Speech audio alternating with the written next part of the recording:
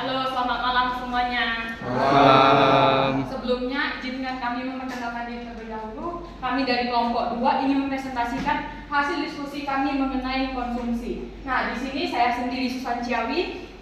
Saya Cinta. Saya Vincent. Saya Maria. Saya Regina.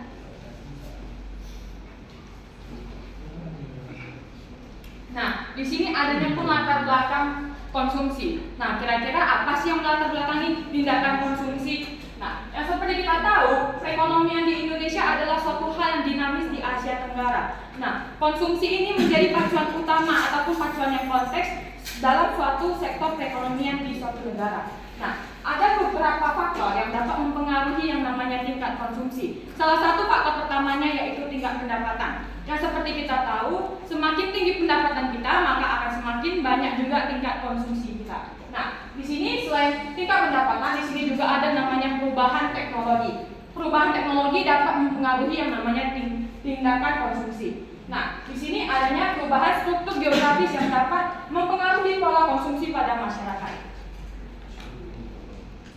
Nah, di sini kita akan membahas mengenai pengertian konsumsi. Nah, konsumsi ini menurut T.G. Lasso pada tahun 2003, konsumsi merupakan suatu tindakan ujung ataupun tindakan pangkal ujung di sini yang merupakan tujuan akhir dari suatu tindakan ekonomi. Intinya gini. Nah, jadi sebanyak apapun tindakan yang kita lakukan seperti interaksi jual beli ataupun apapun itu, kita akan berujung pada yang namanya tindakan konsumsi. Nah, di sini ada pun menurut KBBI. Nah, konsumsi ini merupakan sebuah tindakan manusia yang digunakan untuk menghabiskan suatu barang ataupun produk atau menggunakan nilai kegunaannya atau disebut dengan utility, dan di sini secara langsung baik pun tidak langsung. Nah, adapun pengertian konsumsi secara umum adalah suatu aktivitas menghabiskan dan menggunakan suatu produk baik dalam barang maupun jasa yang dilakukan untuk memenuhi kebutuhan kita masing-masing. Nah, di sini kita akan melanjutkan mengenai faktor-faktor yang mempengaruhi yang namanya konsumsi, akan dilanjutkan oleh teman saya Vincent. Oke. Baik, terima kasih atas kesempatan yang diberikan oleh Susan. Jadi setiap individu, jadi konsumsi ini telah menjadi salah satu aspek penting dalam kehidupan kita sehari-hari.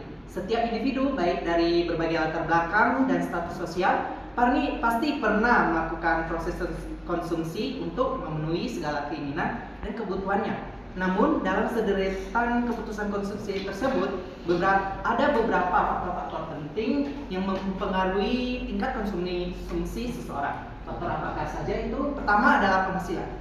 Jadi penghasilan ini merupakan salah satu faktor penting di dalam mempengaruhi tingkat konsumsi seseorang, di mana semakin tinggi tingkat penghasilannya, maka semakin tinggi pula kemampuannya untuk melakukan pembelian barang atau jasa. Kemudian sebagai contoh, misalnya seseorang dengan pendapatan yang tinggi ini mampu untuk melakukan pembelian kepada barang-barang mewah atau paket liburan. Sementara seseorang dengan penghasilan yang rendah mungkin hanya mampu untuk memenuhi kebutuhan-kebutuhan dasar saja seperti makanan dan minuman. Selanjutnya faktor yang kedua adalah tingkat pendidikan.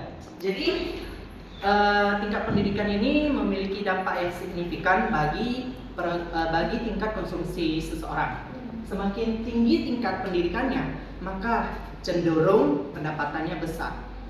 Namun sehingga dia mampu untuk membuat konsumsi-konsumsi yang cerdas seperti memperhatikan suatu kualitas dan keunggulan produk tersebut. Sedangkan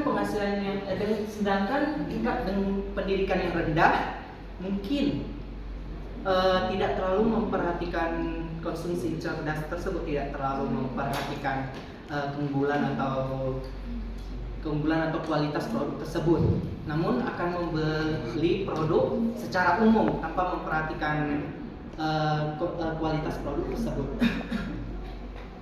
Yang ketiga adalah harga barang dan jasa. Jadi semakin tinggi harga barang atau jasa tersebut, maka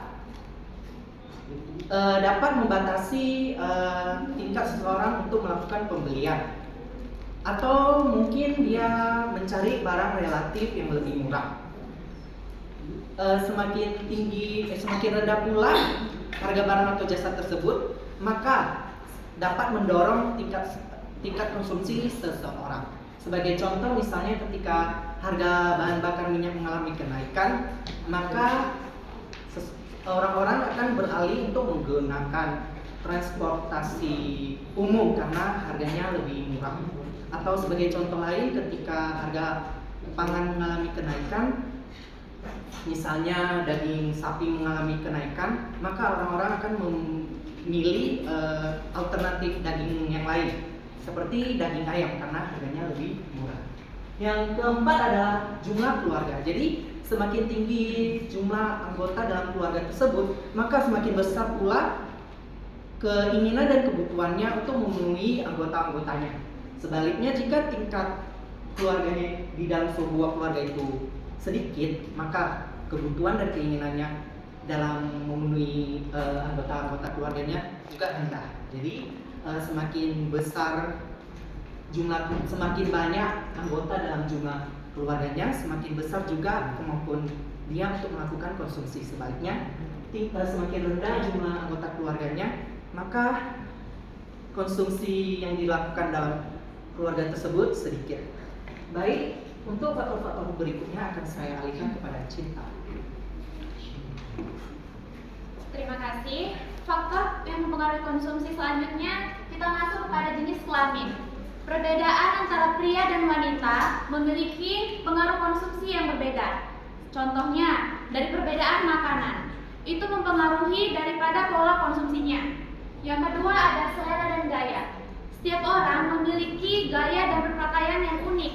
Contohnya, seseorang yang menyukai fashion, maka cenderung lebih memilih untuk menghabiskan uangnya untuk membeli barang, pakaian atau aksesoris. Sebaliknya, jika dia tidak menyukai fashion, maka dia tidak akan menghabiskan uangnya untuk membeli barang-barang tersebut. Yang ketiga ada adat dan kebiasaan.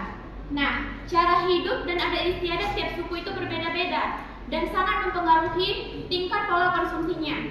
Contohnya, suku yang menganut tradisi keberlimpahan maka cenderung mengkonsumsi barang lebih daripada orang yang mengkonsumsi ataupun menganut adat istiadat kesederhanaan.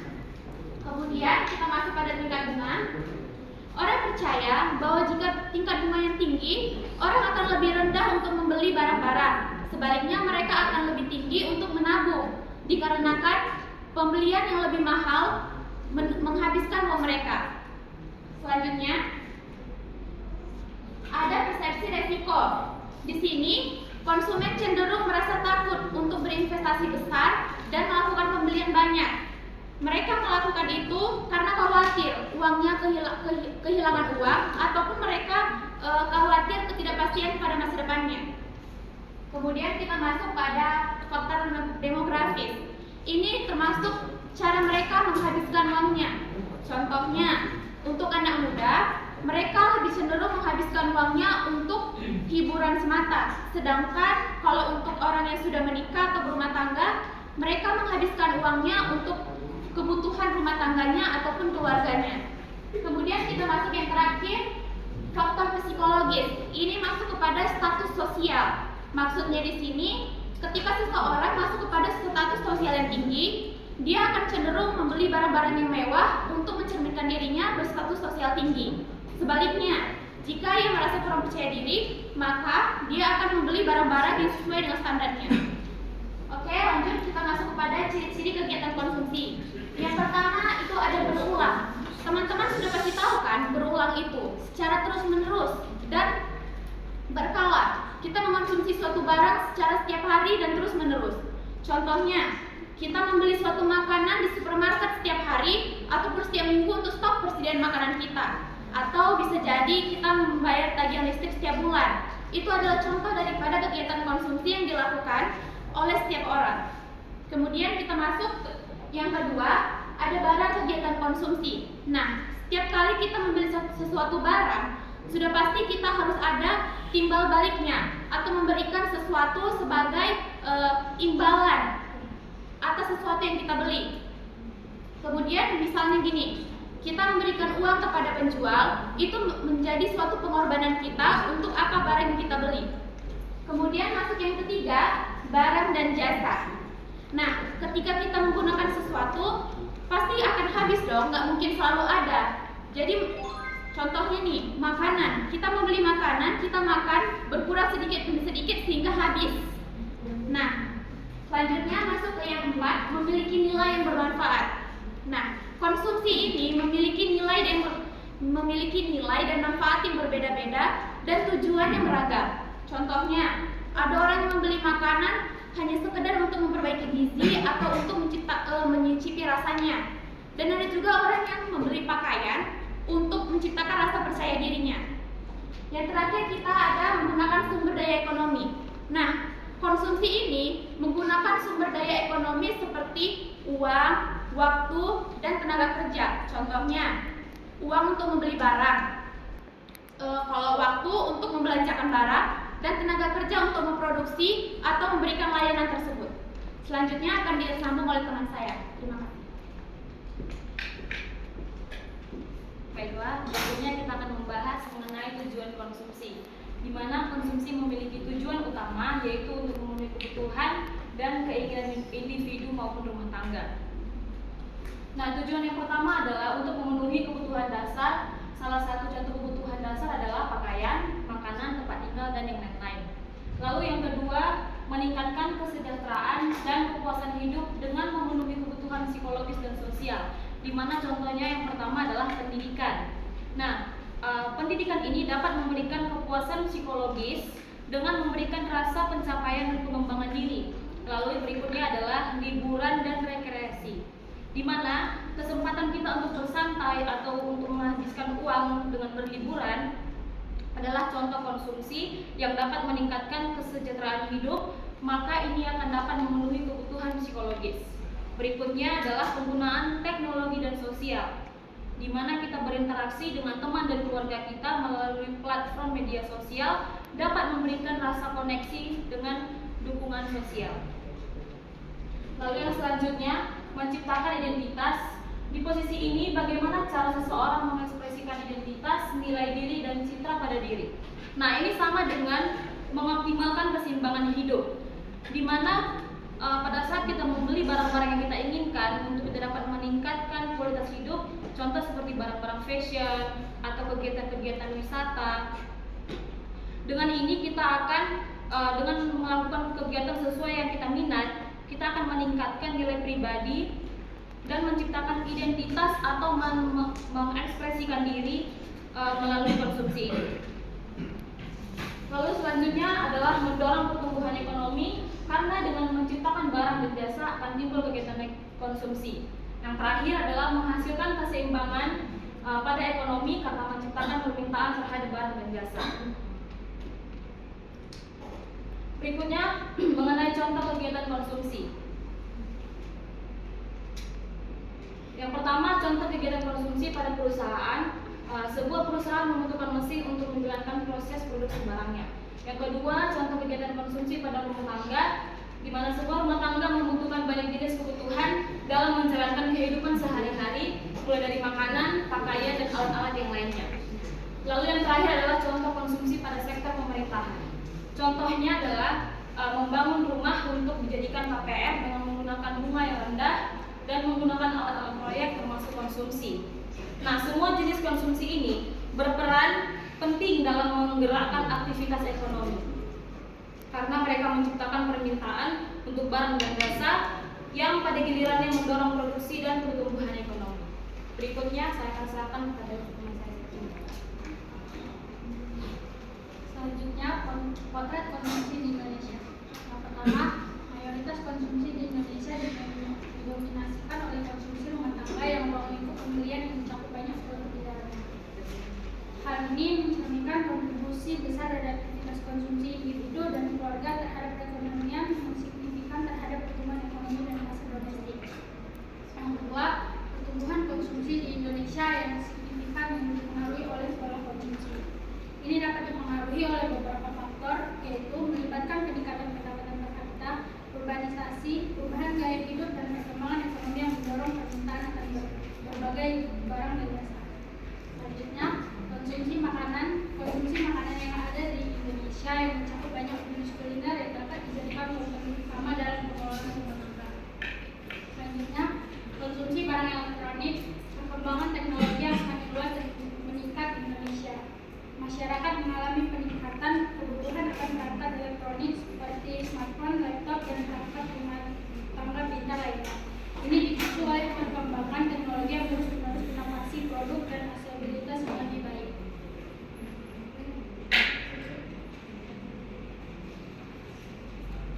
Selanjutnya, konsumsi berdasarkan wilayah pada konsumsi yang ada di Indonesia. Berdasarkan wilayah dibagi menjadi dua, yaitu wilayah agraris, di mana wilayah ini mungkin memiliki konsumsi bahan makanan yang lebih tinggi. Sedangkan wilayah perkotaan cenderung memiliki pola konsumsi yang lebih beragam, termasuk makanan siap saji, faktor ekonomi, budaya, dan ketersediaan sumber daya lokal juga mempengaruhi pola konsumsi di setiap wilayah. Yang kedua, konsumsi berbasis digital, di mana konsumsi digital di Indonesia mengalami peningkatan signifikan, terutama dalam beberapa tahun terakhir. Masyarakat semakin mengandalkan platform digital untuk berbelanja, hiburan, dan layanan lainnya. Yang terakhir, konsumsi ramah lingkungan. Sudah banyak kesadaran dalam pentingnya kelestarian lingkungan untuk lebih mengadopsi pola konsumsi yang lebih ramah lingkungan.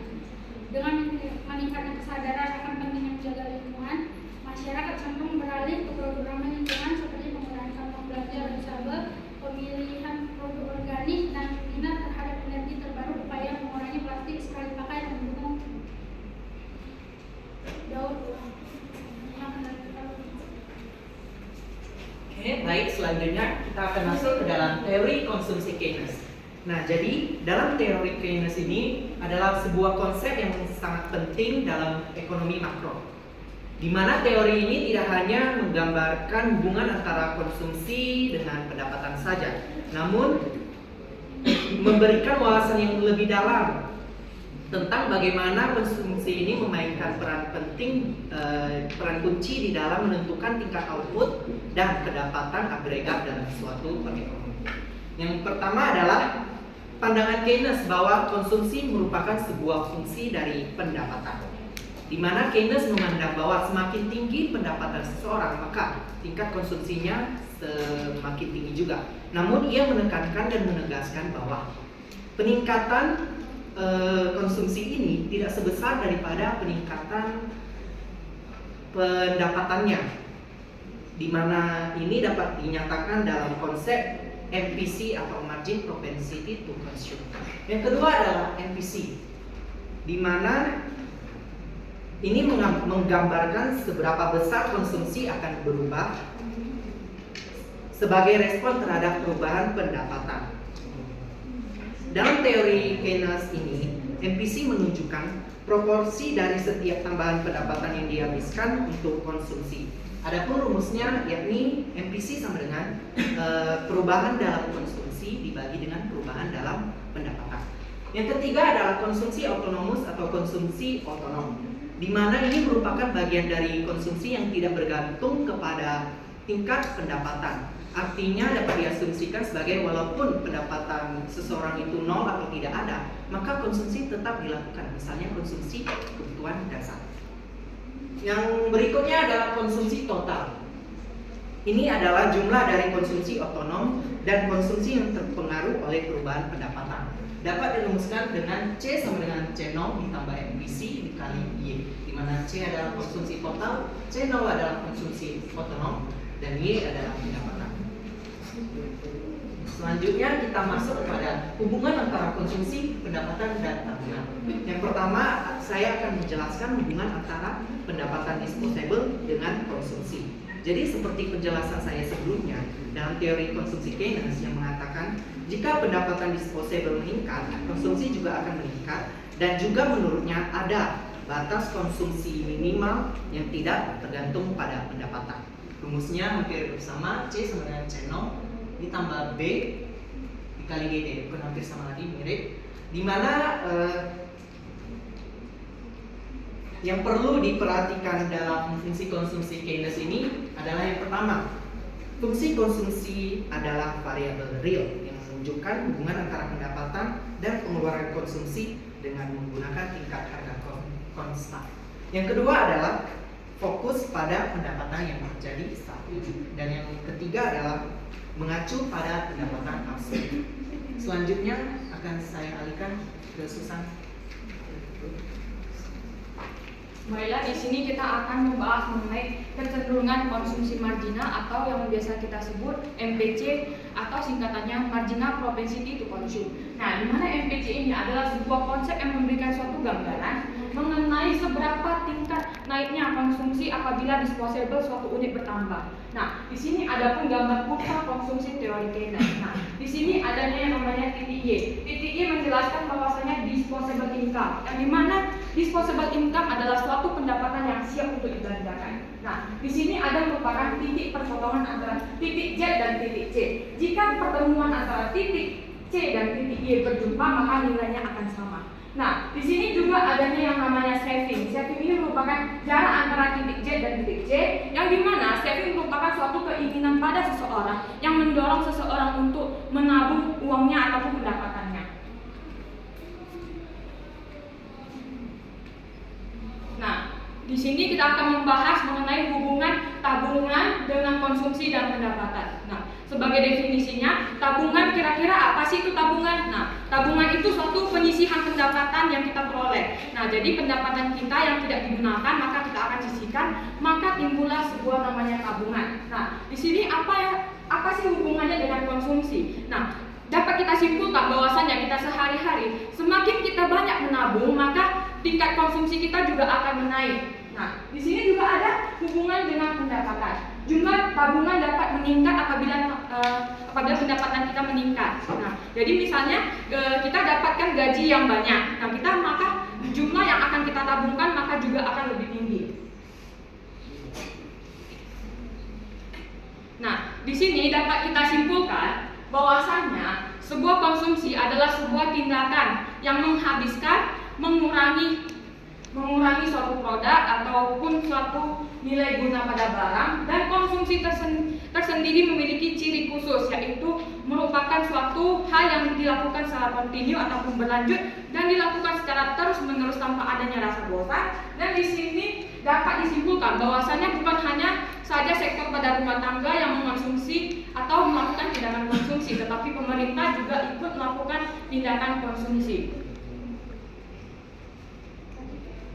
Baiklah, sekian presentasi dari kami buka sesi tanya jawab.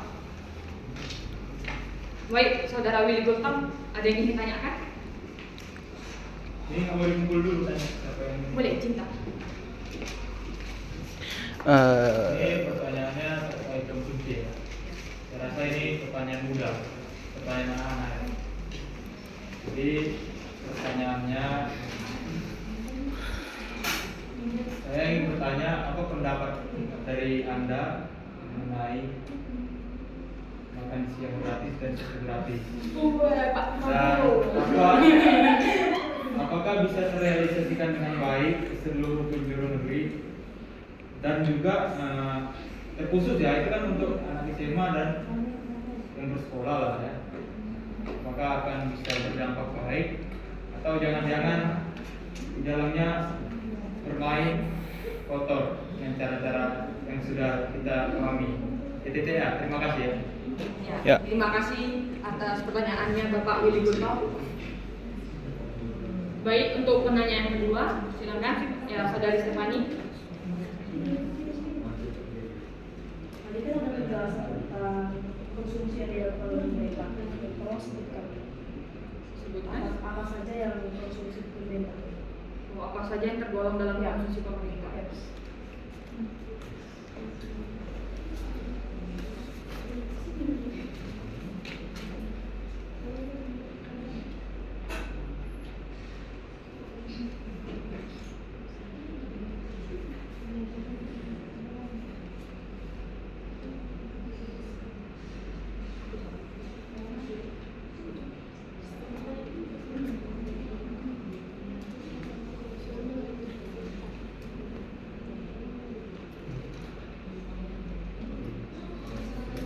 Baiklah, di sini saya akan menjawab pertanyaan dari Willy Gultom. Nah, di sini kita membahas mengenai konsumsi. Yang kamu tanyakan mengenai kita mengonsumsi susu gratis dan makan siang gratis yang diselenggarakan oleh Bapak Prabowo Subianto. Jangan gitu, diselenggarakan oleh pemerintah. Ya, sama saja. Pokoknya program itu kan dari dia, ya kan? Nah, jadi di sini kan kita menyinggung politik. Saya tidak mau banyak bercakap-cakap mengenai politik karena kan ini memang mengenai konsumsi juga ya. Kita secara logikanya bahwasannya memberikan namanya makan siang gratis dan susu gratis itu merupakan suatu dampak positif bagi anak-anak. Jadi gak ada namanya kekurangan gizi, kelaparan bagi untuk anak-anak.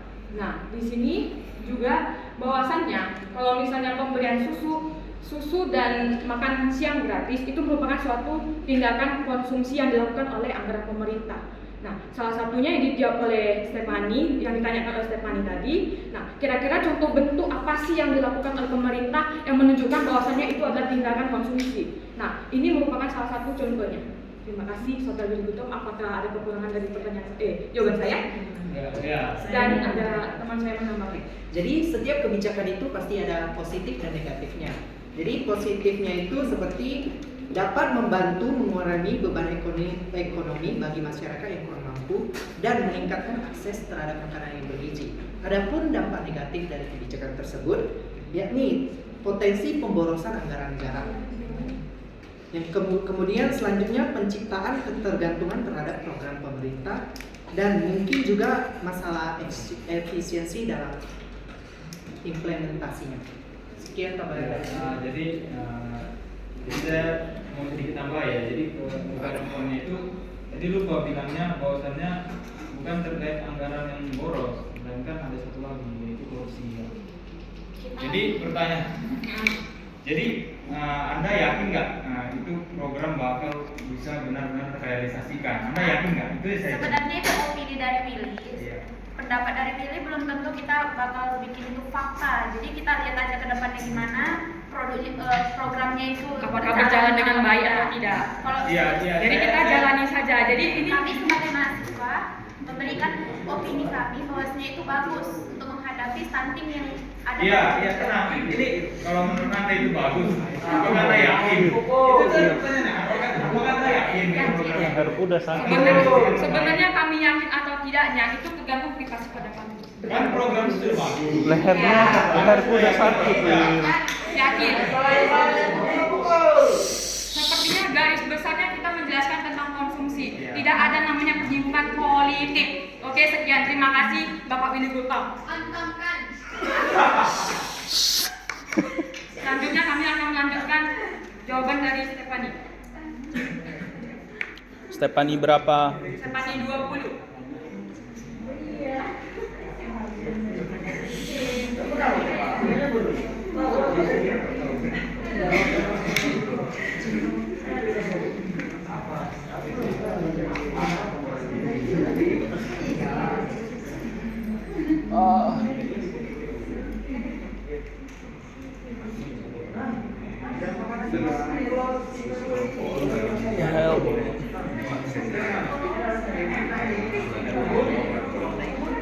Lagi mendiskusikan pertanyaan berikutnya, saya buka kembali sesi kedua pertanyaan. Baik, answer. Berbicara.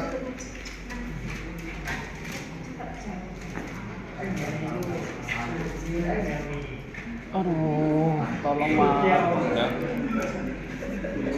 Udah belum? Udah. Berbicara tentang tingkat konsumsi, yang saya ingin tanyakan yaitu apakah tingkat konsumsi yang tinggi dapat menjamin atau memberikan kesejahteraan bagi setiap masyarakat, dan bagaimana caranya menjaga konsumsi dari setiap masyarakat agar tidak dapat melemah.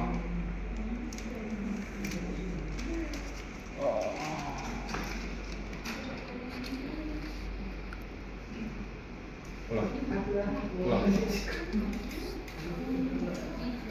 Berbicara tentang konsumsi, yang ingin saya tanyakan, apakah tingkat konsumsi yang tinggi dapat menjamin atau memberikan kesejahteraan kepada setiap masyarakat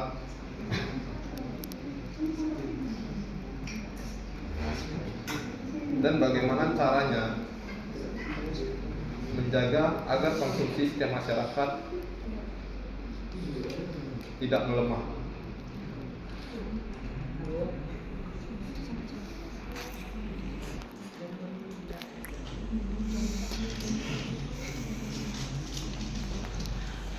Pak, berikutnya saya akan menjawab pertanyaan dari Stefani. Apa saja bentuk konsumsi yang dilakukan oleh pemerintah? Nah, bentuk konsumsi yang dilakukan oleh pemerintah adalah penggunaan belanja subsidi, belanja barang publik, belanja pegawai, dan belanja modal untuk konsumsi pemerintah, dan seperti pemberian uang bantuan pada masyarakat yang membutuhkan.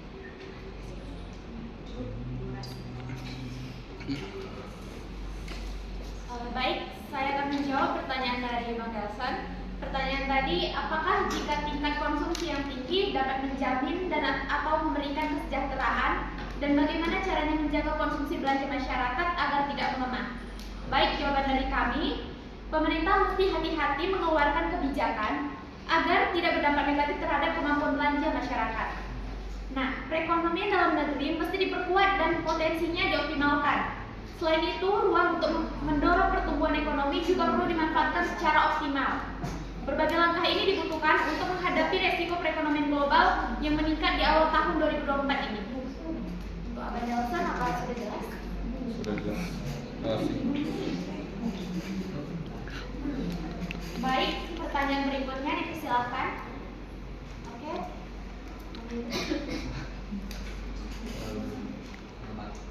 Malam, saya Wilbert dari kelompok 1. Saya ingin bertanya, kontribusi konsumsi terhadap pertumbuhan perekonomian Indonesia itu apa sih faktor-faktornya?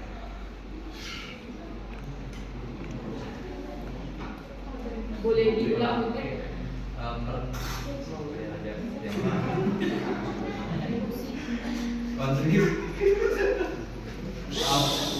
Kontribusi konsumsi terhadap pertumbuhan ekonomi Indonesia.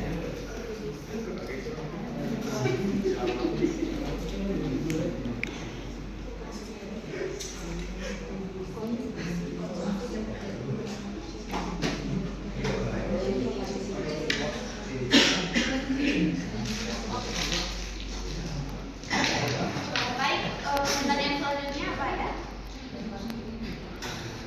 Ada yang ingin bertanya? Tolong cepat. Idris, silakan.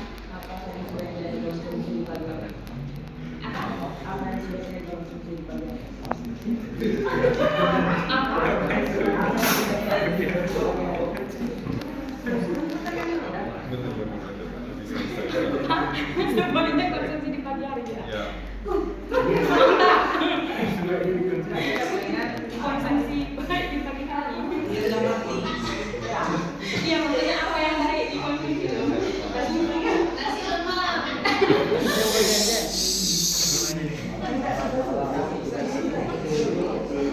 Konsumsi yang baik di pagi hari.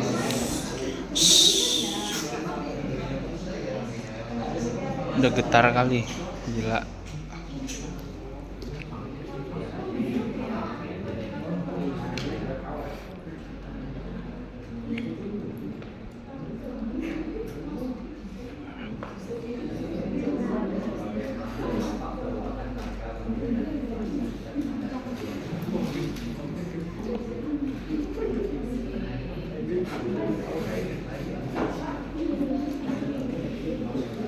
Saya akan menjawab pertanyaan dari Berkoli. Kontribusi konsumsi terhadap perekonomian Indonesia sangat signifikan. Konsumsi rumah tangga merupakan salah satu komponen utama dari produk domestik bruto atau PDB yang mengindikasikan aktivitas ekonomi masyarakat dalam menghabiskan pendapatan mereka untuk barang dan jasa.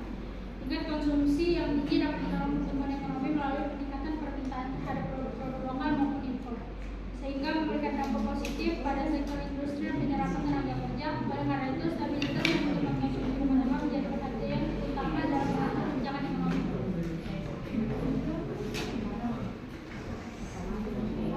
Untuk saudara Junaidi, apakah ingin bertanya? Tadi soalnya tunjuk tangan. Enggak.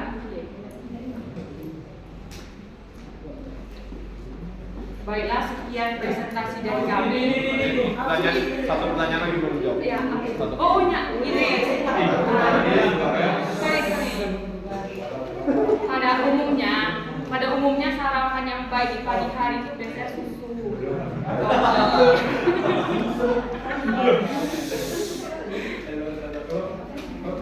Kalau nasi lemak, tong indomie itu kurang baik. Nah, jadi bagusan kita minum susu untuk kalsium tulang, ya, supaya lebih kuat. Nah, mungkin itu saja yang dapat saya jawab. Sekian, terima kasih Idris. Baiklah, akan saya tutup presentase pada malam hari ini. Jika ada kekurangan dan kesalahan saya berkata-kata Bapak Widi, saya minta maaf. Baiklah, sekian, terima kasih, selamat malam. Malam.